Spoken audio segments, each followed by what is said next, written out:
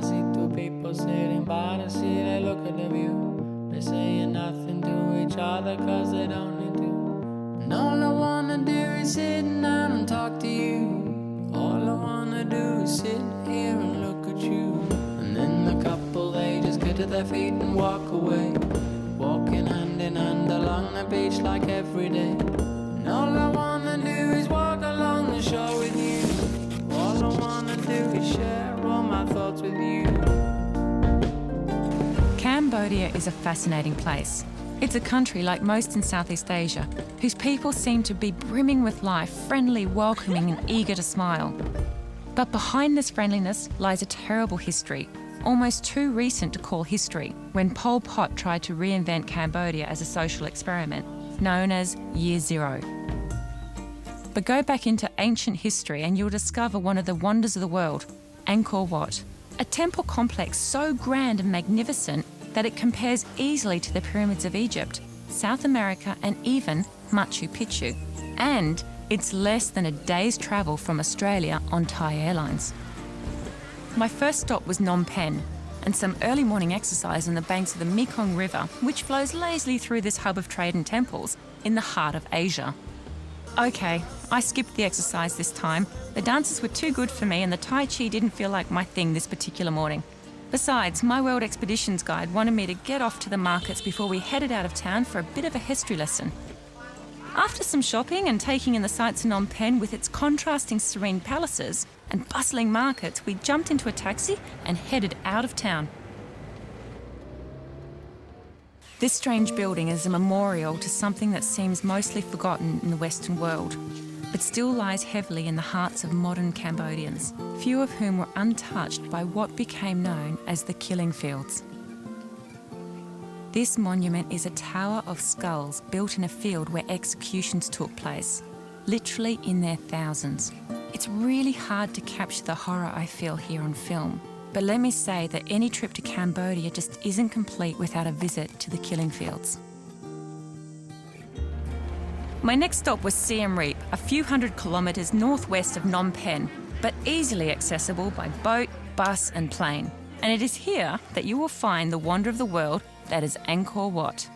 This view is probably familiar to most of us, but Angkor Wat is not just this building, but a vast complex of temples, palaces and fortifications that housed kings and princes, armies and monks on such a scale that it's more like a city. The Angkor complex is really large, so a great way to get around is one of these tuk-tuks. It's a little bumpy, but it's nice and cool. My World Expeditions guide started the day early, at 6 a.m, so I could get a good look at the sunrise and then take in some more of the most amazing temples nestled amongst the jungles of the towering cardamom trees.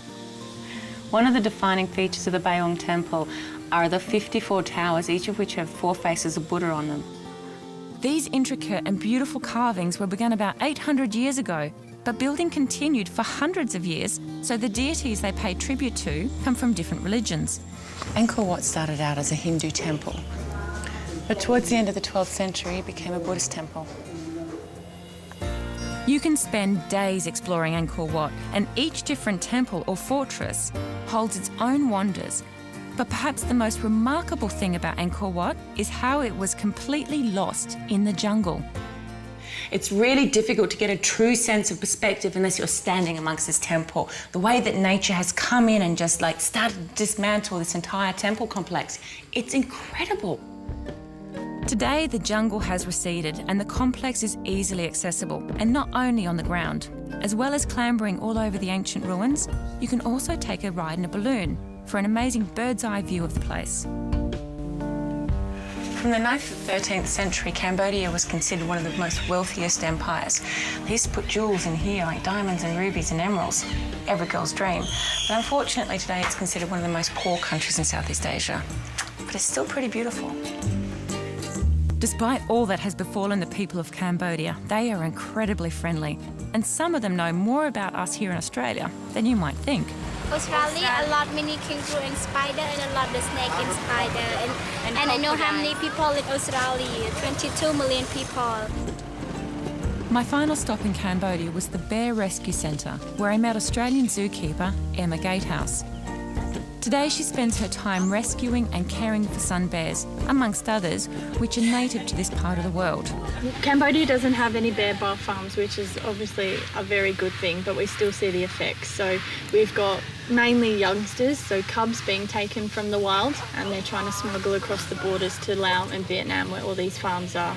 They're kept in very small cages, terrible conditions, and treated very badly, and often it will halve their life expectancy. It's not very often you get to make a difference, and every day I feel I can make a difference to these bears' lives, so it's amazing. Personally, for me, it's the best feeling. I will take many memories away with me from Cambodia, like the busy markets of Phnom Penh and the adorable sun bears. But most of all, I will remember the ancient world that seemed to leap from the screen of an Indiana Jones movie, and the cruel past that should never be forgotten.